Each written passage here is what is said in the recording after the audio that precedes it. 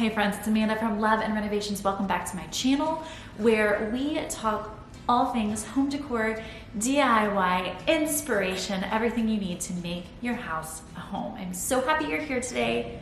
We're gonna talk about plants.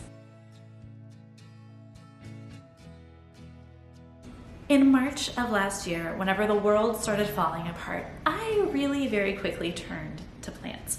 I've always really loved plants, but I've never been very good at them.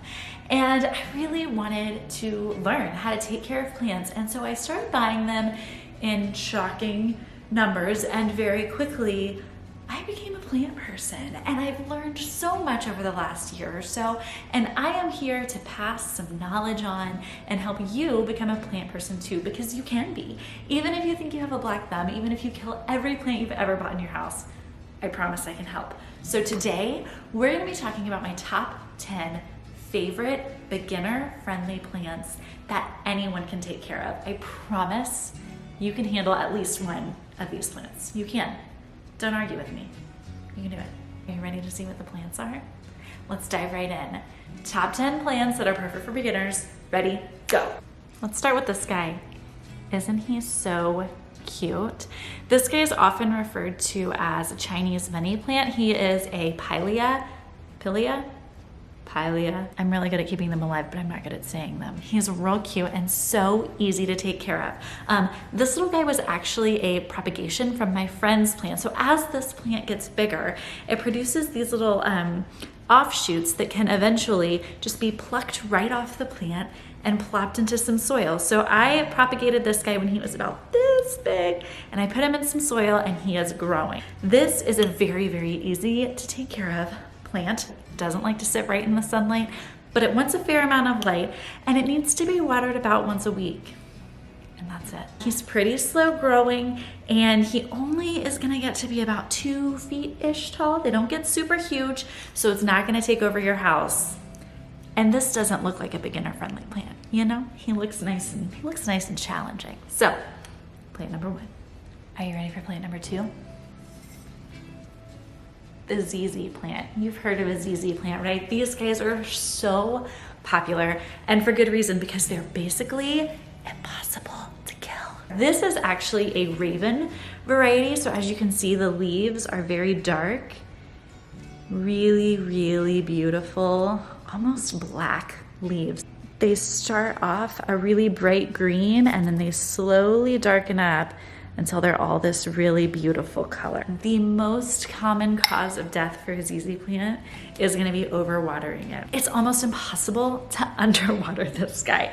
They have a large root ball in the center. It looks kind of like a potato, and it holds all of their water, so they don't need to be watered very often at all. You could skip 2 weeks, you could skip 3 weeks, you could water this guy once a month, and he'd be fine. Their light needs are very low. They do great in a variety of light conditions. They could handle bright light, they can handle low light, they can handle almost anything. Again, this guy's hardy, almost impossible to kill, and look how beautiful.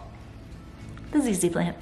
Don't mind me just standing on a chair to show you our next beginner house plant. This is called a Swedish Ivy. There are several different varieties. They come in a bunch of different colors, but it is so easy to take care of. I love that this guy looks a little bit wild and unruly.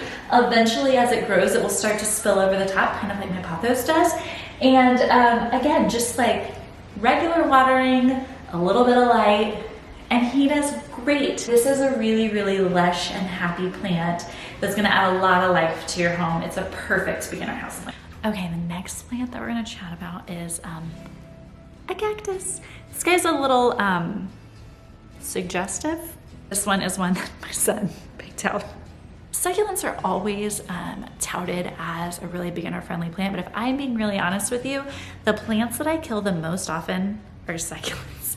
I think that they can be difficult because you want to water them more than they want to be watered. And so I tend to stay away from succulents for beginners, except cactus. They are so easy to take care of because you basically just set them near the sun and ignore them, like forever. Like forever. I water these once a month, once every other month, sometimes less. Here's another really cute cactus variety. This is called the old man cactus. Isn't he precious? So you're a beginner, if you kill all your plants, get a cactus and then pretend like you don't have a cactus and it'll be great.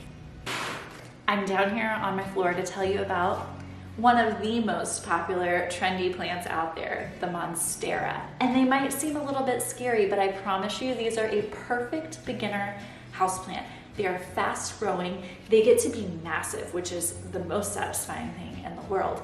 And as long as they've got a fair amount of indirect light, meaning the sun is not hitting them directly all the time, and you water them weekly, they will grow like weeds and do so well for you. There are several different Monstera varieties. This is the most traditional one, the Monstera Deliciosa, and one of the really cool things about it is when it's a baby plant, the leaves are whole here. As you can see, there's no holes in them. As it starts to grow, you're gonna get these holes and breaks in the leaves. And the reason it does that is to allow the older leaves to get sun. So it creates the holes in it so that all the leaves can get sun. So the more mature plants are gonna have bigger holes, bigger leaves, and it just kind of grows and grows and grows. This one can get super big, make a huge impact in your home, and man, it's so gorgeous. And it's really easy to take care of too. Next up, my friends, we've got a pretty traditional, very common houseplant, but really it's a classic for a reason. This is the peace lily. Peace lilies are so easy to take care of, and one of my favorite things about them is even though they have a slightly higher watering need than a lot of my favorite beginner houseplants, they're gonna let you know when they're thirsty. If these plants need water, they start to droop. These flowers are gonna fall down and these leaves are gonna look a little droopy. Here is actually a video of what this guy looked like this morning, right after I watered him. He really needed some water, gave it to him this morning, and this is him just a few hours later. He's perked right up, he's happy, everything is looking great. So easy to take care of. I love a plant that really clearly tells you when you need water and then isn't too dramatic about it after you've watered them. Here's our next impossible to kill plant. I can't even believe I'm holding this. This is so heavy. This is a snake plant. It's also commonly referred to as a mother-in-law's tongue. These guys are basically impossible to kill. They are so cute and they're so fast growing. When I first got this guy, he was in like a 4-inch pot, and now here we are. They're also super easy to propagate. You can just cut the tips off and stick them in some water and they will grow roots, and then you can have new baby plants. Snake plants don't love to be watered super often, so you can do these every other week, even every 3rd week. They also do really well in low light situations, which makes them perfect for a space that doesn't have a ton of windows or doesn't get great light. I can't even fit the entirety of our next plant into one frame because he is so big and long and luscious. One of my favorite houseplants in the entire world is pothos. There's a ton of different varieties. I have one here, I have another one down here, I have another one up here, I have another one in my son's room, and they're all different.